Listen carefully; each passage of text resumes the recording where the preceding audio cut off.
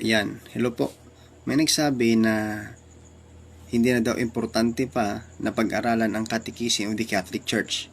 But the reality is, Catechism of the Catholic Church is very important for the real Catholic. Bakit po? The Catechism of the Catholic Church is a summary of Catholic doctrine and beliefs.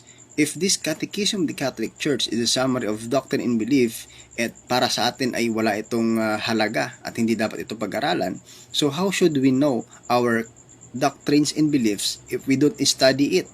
Now, it covers scripture. Kasi sabi daw, magbasa ka lang ng Biblia, sapat na yun, no? Enough na yun, hindi na kailangan pa yung Catechism of the Catholic Church. But Catechism of the Catholic Church cover scripture, no? Isang sangkap lamang yung scriptura dahil meron tayong tinatawag na tradition and magisterium. It serve as guide for understanding faith, no? Kasi mas malalong mauunawaan natin ang pananampalatayang Kristiyano kung tayo po ay may Catechism of the Catholic Church. At meron akong bagong info.